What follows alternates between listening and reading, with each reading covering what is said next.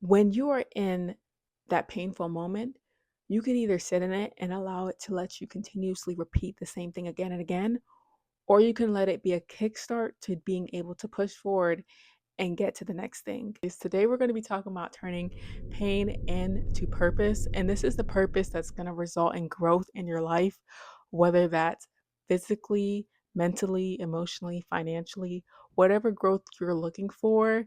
You need to learn how to take the hardship in your life and not let it dig you 6 feet under into depression, but allow it to let you soar and overcome all things, right? I've been through so much pain and I've learned to maximize that pain and turn it into purpose, turn it into a reason and a fuel to keep going in life. I've lost loved ones and I've also lost myself for so much time that I've honestly allowed it to really let it sink into my spirit and bury me down. But I've overcome it. I've reprogrammed my mind. I've renewed how I think about things. And I'm here to teach you the same thing if I can. So, one thing we need to understand about pain is we go through it in a lot of different ways. Whether you have gone to the gym, I'm a gym rat. I love going to the gym and working out.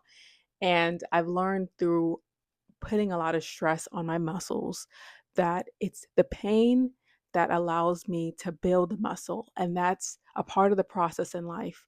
And the strategy is the most important thing because when you go into the gym, you can't just do anything and expect to reach your goal of losing weight or building muscle.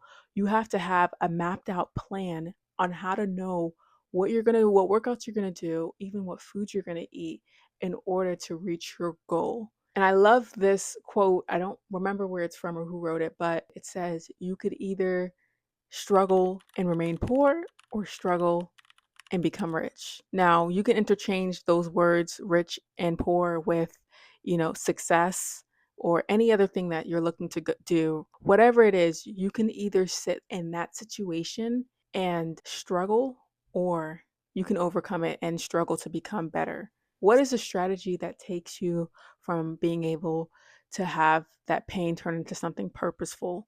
We need to honestly learn to renew our minds. Our mindset is so important when we're going through this because the way you're speaking to yourself is critical to being able to understand what you can do next. I've had to learn to renew my mind and now add more positive affirmations, different verses reaffirm me of God's promise on my life. Jeremiah 29:11 is one of my most favorite verses. For I know the plans I have for you, saith the Lord. Plans not to harm you, plans to give you a hope and a future. That is something I hold on to. Whatever you hold on to, whatever affirmations or positive words will help you reset your mind into not thinking about the negative, but moving more into the positive is what you need to start clinging on to and writing in order to get to the next thing, which is your habits. What are your habits that you currently have that you need to break, either if they're bad or even need to add on to if they're good? Recognizing the habits that you have are important. I've realized in my previous seasons that I haven't done well, I had habits of just being distracted. And these distractions can come in the form of social media, doom scrolling. Who here is doom scrolling their lives away? We need to work on being able to not be so distracted and take in that time for other important things that are going to be set for our goals.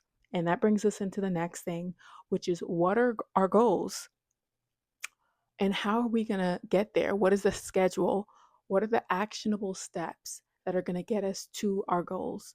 Making sure to write those down and be realistic with yourself, be honest, and then work on it little by little. And you might fall short, you might mess up, but that's when we come back to the mindset and we remember those positive affirmations, those positive words to keep us going because there's going to be a lot of bumps in the road to getting to where you want to go.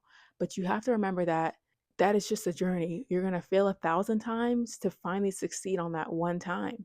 And that's all it takes. Along the journey, you're going to realize that some people you're going to have to let go. You're going to have to cut off, or sometimes they'll just cut themselves off and they'll leave because of where you have to go next. it's going to require a different set of individuals and people that eventually along the way you'll meet to help you further yourself into where you want to be. And sometimes we have a tendency to want to hold on to certain people, but those people are not helping us. They're hindering us, and we're hindering ourselves. So we need to learn to let go and just keep going and keep pushing forward to what makes sense to us. And last but not least, you guys, be patient. Being patient for me is a hard thing because sometimes I just want to dig at and figure out what's there and really uncover the gold.